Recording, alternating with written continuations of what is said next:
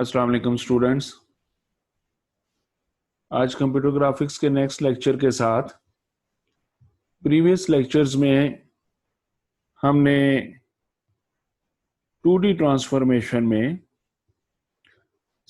Translation, scaling, rotation, ये 3 transformations को discuss किया था।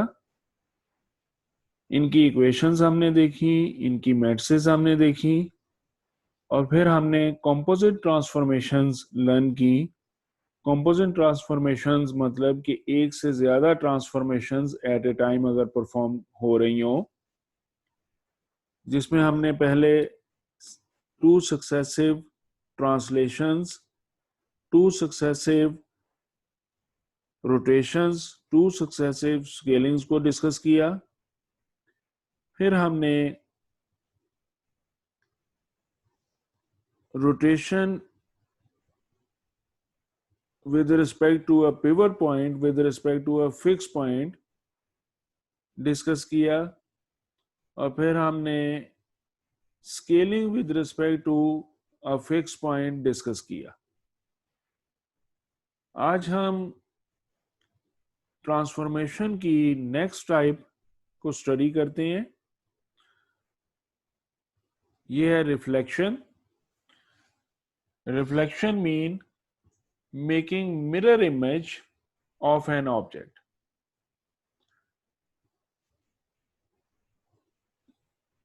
मिरर हमारा मुख्तलिफ हो सकता है। Y axis as a mirror हो सकता है, X axis as a mirror हो सकते हैं, कुछ और भी हो सकता है।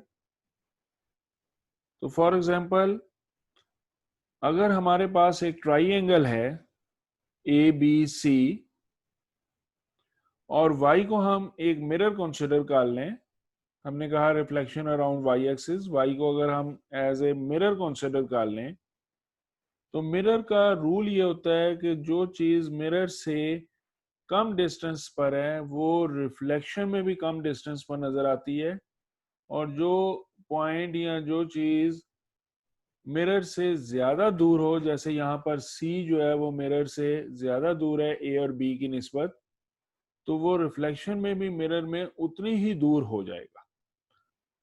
तो हम इस ट्राइंगल का अगर मिरर इमेज लेते हैं A और B के एतबार से, तो पॉइंट A का मिरर हमें यहां कहीं मिलेगा जिसको हमने A डैश से रिप्रेजेंट कर देना। पॉइंट B का मिरर हमें यहां कहीं मिलेगा, हम B डैश से रिप्रेजेंट कर देंगे। जबकि पॉइंट C का मिरर हमें ज्यादा दूर मिलेगा y एक्सिस से, हम C डैश से रिप्रेजेंट करते। और जब हम इन तीनों को पॉइंट्स को आपस में लाइंस की मदद से ज्वाइन करेंगे तो गिवन ट्राइंगल ABC का रिफ्लेक्टेड इमेज, मिरर इमेज हमें दूसरी साइड पर नजर आना शुरू हो गया, जिसमें y जो है वो एज ए मिरर कंसिडर किया गया। तो हम कह सकते हैं कि ये रिफ्लेक्शन y एक्सिस के एतबार से था। आप यहां पर नोट कर सकते हैं कि अगर पॉइंट A में कोऑर्डिनेट्स x y हैं, x की जो भी क्वांटिटी थी, फर्ज करें कि ये थी x की वैल्यू हमारे पास 3 और y की वैल्यू थी 6, तो रिफ्लेक्टेड जो हमारे पास ये डैश पॉइंट बना, वहां पर x की जो वैल्यू है वो y से उतना ही दूर है हम, लेकिन नेगेटिव डायरेक्शन में। ये पॉजिटिव डायरेक्शन थी हमारी, इस साइड पर पॉजिटिव डायरेक्शन थी, इस साइड पर नेगेटिव डायरेक्शन हो गई। तो दैट मीन यहाँ पर x की वैल्यू हमारी यूं हो गई कि -3, जबकि y हमारा वही सेम रहा। तो आप इसकी इक्वेशंस में कह सकते हैं कि रिफ्लेक्टेड किसी पॉइंट का जब रिफ्लेक्शन करेंगे y एक्सिस के एतबार से, तो जो नया पॉइंट हमें हासिल होगा आफ्टर रिफ्लेक्शन, उसका x हम ऑब्टेन कर सकते हैं गिवन x को निगेट करके, जबकि नए पॉइंट का y हमारा सेम वही होगा जो हमें गिवन पॉइंट में y की वैल्यू दी गई है। तो फिर इसकी मैट्रिक्स हमारे पास यूं हो जाएगी, ये होमोजीनियस मैट्रिक्स शो कर रहा हूं, -1 0 0 0 1 0 0 0 1, ये इसकी मैट्रिक्स हो जाएगी। मैट्रिक्स कैसे बनी? बहुत इजी है, क्योंकि इस मैट्रिक्स ने मल्टीप्लाई होना था पॉइंट एक्स वाई के साथ, और होमोजीनियस वैल्यू हम 1 यूज कर रहे हैं, और हमें हासिल होना है point X dash Y dash, ये टोटल मैट्रिक्स की शक्ल हो गई। हम जानते हैं कि फर्स्ट रो कॉलम के साथ मल्टीप्लाई होनी है, तो -1 जब मल्टीप्लाई होगा एक्स के साथ तो ये -x हो जाएगा, -x, एक्स डैश हमारा हो गया -x के बराबर, बाकी सब कुछ 0। y डैश हमारा किसके बराबर बन रहा है? 0 y 0, तो y डैश हमारा y के बराबर हो गया। तो मैट्रिक्स हमने ये याद रखी, मैट्रिक्स बनाते वक्त जहन में रखा करें कि ये इस कॉलम में हर चीज जो है वो मल्टीप्लाई होगी x के साथ, इस कॉलम की जो भी चीज मल्टीप्लाई होगी वो y के साथ हो रही होती है, और ये थर्ड की 1 के साथ मल्टीप्लाई हो रही होती है। -1 +0 +0, तो -x हासिल हो गया। 0 1 y के साथ मल्टीप्लाई हो गया, 0 y 0, y हासिल हो गया। 0 0 1, 1 के मुकाबले में 1 हासिल हो गया। तो पहला कॉलम हमेशा x के साथ मल्टीप्लाई होगा, दूसरा कॉलम y के साथ, तीसरा कॉलम 1 के साथ। मैट्रिक्स हमारी ये हो गई, और इक्वेशंस हमारी जो ऊपर लिखी हुई हैं वो बन गई। लेकिन रिफ्लेक्शन सिर्फ इतनी ही नहीं होगी, रिफ्लेक्शन तो चेंज भी हो जाएगी। रिफ्लेक्शन तो यूं भी हो सकती है,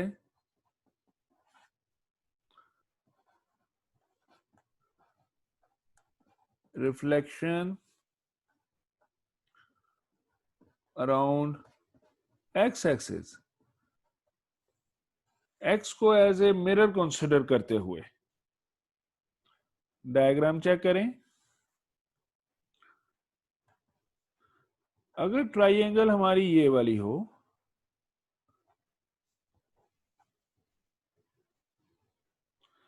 और x as a mirror image हो, x एज ए मिरर हो, तो इसका मिरर इमेज दूसरी साइड पर हमारे पास कुछ इस तरह का हासिल होना चाहिए, a डैश, b डैश और c डैश। क्लियरली यहां पर जब किसी पॉइंट का मिरर बन रहा है, तो पॉइंट ए का जो मिरर पॉइंट बना ए डैश, पॉइंट ए का x और पॉइंट ए डैश का x सेम है, कोई चेंज नहीं हुई,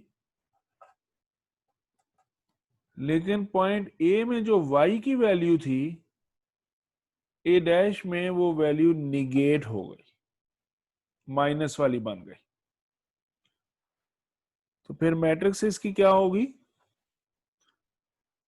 x चेंज नहीं हुआ था, यहां पर 1 0 0, लेकिन y डैश में चेंज हो गया था, यहां -1 0 0 0 1, ये इसकी मैट्रिक्स हो गई।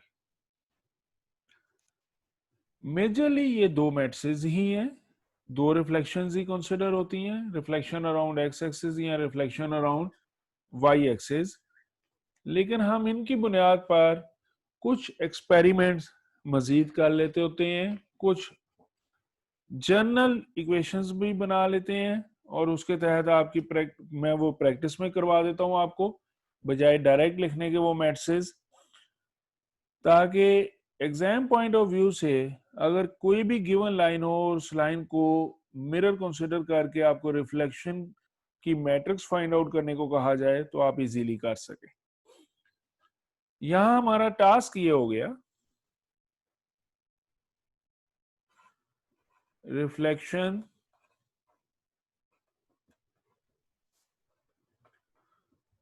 Around line x equal to y।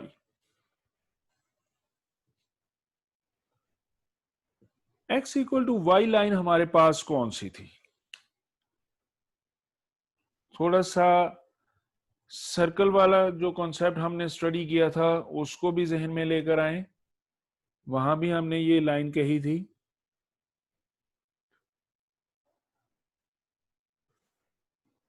ये अगर x एक्सिस और y एक्सिस है हमारे पास, तो ये लाइन हमारी कहलाती है x equal to Y line. ये लाइन x एक्सिस के साथ 45 का एंगल बना रही होती है, लेकिन इसको x equal to Y line क्यों कहा जाता है? कि इस लाइन के हर पॉइंट पर x की जो न्यूमेरिक वैल्यू होगी y भी उतना होगा। अगर x 0 है तो y भी 0, अगर x 10 है तो y भी 10, अगर x 20 है तो y भी 20, अगर x -10 है तो y भी -10। तो इसलिए इस लाइन को हम बोलते हैं x equal to Y line. अब टास्क ये है कि आपने मैट्रिक्स फाइंड आउट करके देनी है, रिफ्लेक्शन की मैट्रिक्स। अगर कोई ऑब्जेक्ट फॉर एग्जांपल हमारा ये है और इस ऑब्जेक्ट को x equal to Y line के एतबार से हम उसका मिरर इमेज बनाते हैं, तो वो मिरर इमेज तो ऑब्वियसली कुछ इस तरह का बनेगा। तो कौन सी रिफ्लेक्शन की मैट्रिक्स होगी जो हमें ये रिजल्ट प्रोवाइड कर सके? देखें, जब हमने कहा रिफ्लेक्शन अराउंड वाई एक्सिस, तो हमारे पास मैट्रिक्स ये थी जिसमें x की वैल्यू निगेट हो गई। जब हमने कहा रिफ्लेक्शन अराउंड x एक्सिस, तो हमारी मैट्रिक्स ये थी जिसमें y की वैल्यू निगेट हो गई। इन दो मैट्रिक्स को जरा जहन में रखें। अगर आपको कोई नई लाइन कह दी जाती है और आपको नहीं मालूम, आप फौरन कंपोजिट ट्रांसफॉर्मेशंस को का कॉन्सेप्ट जहन में लेकर आए। आपको अगर गिवन है कि ये दो मैट्रिक्स आप जानते हैं,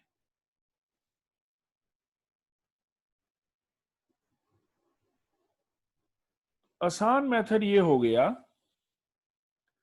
अगर मुझे मालूम है कि रिफ्लेक्शन अराउंड एक्स एक्सिस के लिए मैट्रिक्स ये थी और मुझसे किसी नई लाइन की मैट्रिक्स पूछी गई है, तो क्यों ना मैं इस लाइन को पहले रोटेट करके, जैसे हम पुरानी एग्जांपल्स में जब हमने कहा था कि फिक्स पॉइंट की गेट स्केलिंग करनी है, हम उस पॉइंट को ट्रांसलेट करके एक्स एक्सिस पर ले आते थे, सॉरी ओरिजिन पर ले आते थे।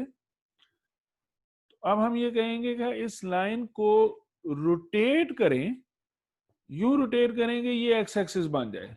वो रोटेशन हमारी कैसे हो सकती है कि हमारी ये लाइन है, इसको अगर मैं एंड क्लॉकवाइज, इसको अगर मैं क्लॉकवाइज रोटेट करूं तो ये मेरे पास एक्स एक्सिस बन जाएगा।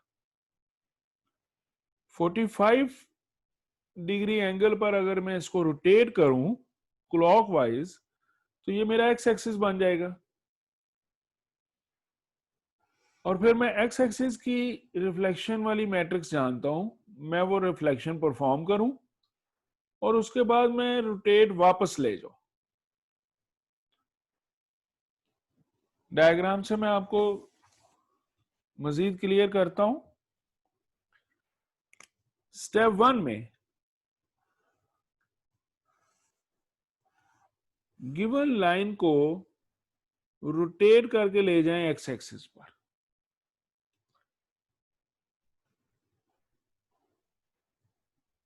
जब आप इसको रोटेट करके एक्स एक्सिस पर लेकर जाएंगे, आपका ऑब्जेक्ट भी रोटेट होकर नई पोजीशन पर आ जाएगा। फिर यहां पर आप रिफ्लेक्शन परफॉर्म कर लें। इसकी रिफ्लेक्शन बना लिया एक्स एक्सिस के इर्द गिर्द, और उसके बाद लाइन को वापस रोटेट करवा दें। लाइन को जब वापस रोटेट करवाएंगे तो वो रोटेशन हमारी लाइन की एंटी क्लॉक वाइज हो जाएगी इस डायरेक्शन में। तो उसके साथ ऑब्जेक्ट वापस अपनी ओरिजिनल पोजीशन पर आ गया, और उसके लिहाज से रिफ्लेक्टेड इमेज, ये वाला रिफ्लेक्टेड इमेज हमें यहां पर नजर आया। तो ये 3 स्टेप हमारे हो गए। पहला स्टेप, लाइन को रोटेट करके एक्स एक्सिस बना दिया। दूसरा स्टेप, एक्स एक्सिस के गिर्द रिफ्लेक्शन कर ली। और तीसरा स्टेप, लाइन को वापस रोटेट करके उसकी ओरिजिनल प्लेस पर ले आए। तो फाइनली ये हो गया कि इस ट्राइंगल की रिफ्लेक्शन हमें जो रिक्वायर्ड थी वो हमें हासिल हो रही है। तो ये 3 स्टेप में परफॉर्म हो गया। उन तीनों मैट्रिक्स को मल्टीप्लाई करेंगे तो हमारे पास एक ऐसी मैट्रिक्स आ जाएगी जिसको हम कंपोजिट मैट्रिक्स भी बोलते हैं। वो ऐसी मैट्रिक्स होगी जो हमें रिप्रेजेंट कर रही है रिफ्लेक्शन अराउंड वाई एक्सिस। तो पहला काम हमने रोटेट करना था। तो रोटेशन की मैट्रिक्स होती है हमारी कॉस थीटा, लेकिन चूंकि ये रोटेशन हमारी क्लॉकवाइज है, तो क्लॉकवाइज रोटेशन में एंगल नेगेटिव हो जाता है। तो ये हो गया cos minus theta minus sine minus theta 0,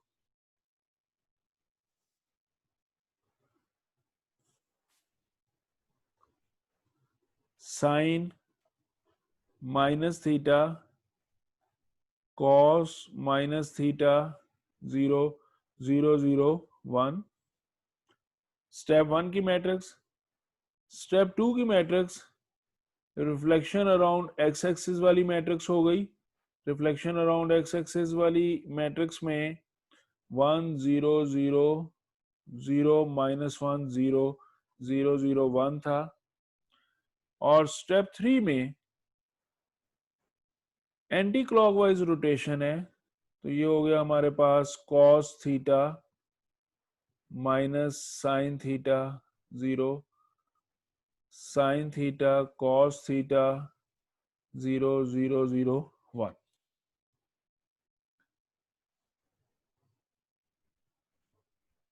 अब यहां पर थीटा हमारा 45 डिग्री था।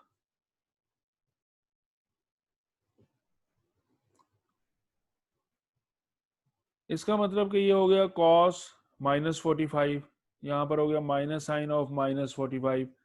सिमिलरली यहां पर हो गया कॉस 45, ये हो गया माइनस साइन 45। और हम जानते हैं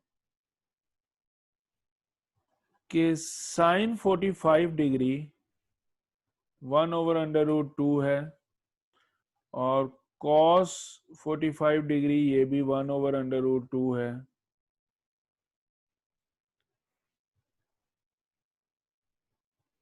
हम ये भी जानते हैं कि कॉस माइनस थीटा, मैं बल्कि -45 डिग्री लिख देता हूं, ये कॉस 45 के बराबर ही होता है।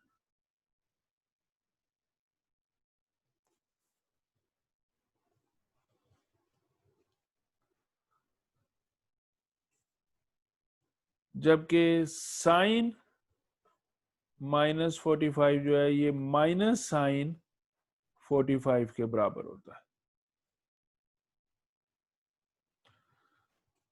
इन बातों को जहन में रखते हुए जो मैट्रिसेस हमारे पास बन गई, यहां पर आ गया 1/√2, यहाँ माइनस माइनस प्लस हो गया 1/√2 0, यहाँ हो गया -1/√2 1/√2 0 0 0 1। इस मैट्रिक्स में वैल्यूज पुट करके फिर ये वाली मैट्रिक्स 1 0 0 0 -1 0 0 0 1, और फिर थर्ड अगेन वैल्यूज पुट करने से 1/√2 माइनस 1/√2 1/√2, यहाँ भी 1/√2, यहाँ 0 0 1। इन तीनों को मल्टीप्लाई करना है। पहले कोई सी दो मैट्रिसेस आपस में मल्टीप्लाई कर लें, उनका जो रिजल्ट बने उसको तीसरी के साथ मल्टीप्लाई कर लें। मल्टीप्लाई की प्रैक्टिस आप खुद करके देखिएगा, मैं डायरेक्टली यहाँ पर रिजल्ट्स मेंशन कर रहा हूँ। इनकी मल्टीप्लिकेशन का रिजल्ट हमारे पास कुछ यूं आएगा,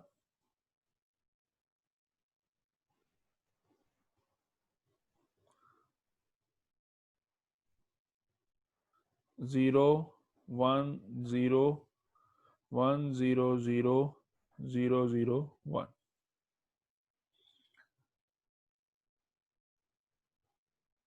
हमने अभी डिस्कस किया किसी मैट्रिक्स से जब हम इक्वेशंस भी बनाना चाहें तो ये इक्वेशंस अब हमारे पास बन गई। फाइनल मैट्रिक्स तो ये हो गई। किस चीज की मैट्रिक्स हुई? Matrix reflection matrix to reflect around line x equal to Y, उसके लिए फाइनल हमारी मैट्रिक्स ये हो गई। इक्वेशंस हमारे पास ये हुई है इसकी कि x dash is equal to Y और y dash is equal to x, यानी जो रिफ्लेक्टेड इमेज बन रहा है उसमें गिवन इमेज का x जो है वो रिफ्लेक्टेड का y बन जाएगा और गिवन इमेज का y जो है वो रिफ्लेक्टेड का x बन जाएगा। अगर आप वो सर्कल वाली एग्जांपल को जहन में लेकर आए, सर्कल वाली एग्जांपल में हमने कहा था कि यहाँ पर अगर हमारे पास mn है कोऑर्डिनेट्स, इस लाइन के एतबार से जो मिरर इमेज बना था y की वैल्यू हमने x पर यूज कर ली थी और x की वैल्यू हमने y पर यूज कर ली थी। ये वैल्यू आपस में रिप्लेस हो गई, तो हमने कहा था ये रिफ्लेक्शन है हमारा x equal to Y line के गिर्द, उसकी मैट्रिक्स ये हो गई।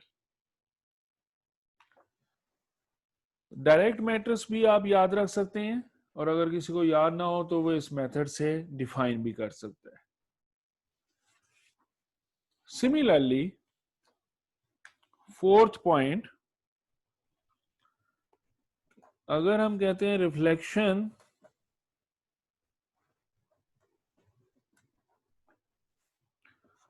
Around line x equal to minus Y, तो x equal to minus Y line हमारी कौन सी होगी? ये x एक्सिस, ये y एक्सिस, ये वाली लाइन हमारी कहलाती है x equal to minus Y line. इस लाइन के गिर्द अगर रिफ्लेक्शन करनी हो किसी ऑब्जेक्ट की तो उसके लिए मैट्रिक्स क्या होगी? तरीका वही हम कर सकते हैं मैट्रिक्स फाइंड आउट करने का कि आप इस लाइन को पहले रोटेट करके एक्स एक्सिस बना लें, ये अब एंटी क्लॉकवाइज रोटेशन हुई पहली, फिर एक्स एक्सिस की रिफ्लेक्शन कर लें और फिर क्लॉकवाइज वापस रोटेट ले आए, या इस लाइन को रोटेट करके आप वाई एक्सिस बना लें, वाई एक्सिस के गिर्द वाली रिफ्लेक्शन परफॉर्म कर लें और फिर इसको वापस रोटेट कर लें। दोनों तरह से ठीक है, प्रैक्टिस करके जरूर देखिएगा। फाइनल मैट्रिक्स इसकी हमारे पास बनेगी 0 -1 0 -1 0 0 0 0 1, क्योंकि यहाँ पर हमारे पास जो रिजल्ट्स बन रहे हैं x डैश हमारा बन रहा है माइनस वाई, गिवन y को निगेट करके नए पॉइंट का रिफ्लेक्टेड पॉइंट का x बन रहा है और गिवन पॉइंट के x को निगेट करने से माइनस साइन करने से निगेट करने से नए पॉइंट का y हमारे पास बन रहा है। तो ये कुछ जनरल मैट्रिसेस थी रिफ्लेक्शन की। नेक्स्ट लेक्चर में हम इसकी एक आध एग्जांपल भी करेंगे और एक और भी कोई आर्बिट्रेरी लाइन उसके गिर्द रिफ्लेक्शन कैसे फाइंड आउट की जाती है वो कॉन्सेप्ट भी डिस्कस करके देखेंगे। आज का लेक्चर हम यहीं पर कवर करते हैं। कोई प्रॉब्लम हो तो कमेंट्स में आप मेंशन कर दें, मैं उसको कवर अप करने की कोशिश करूंगा। थैंक यू स्टूडेंट्स, अल्लाह हाफिज़।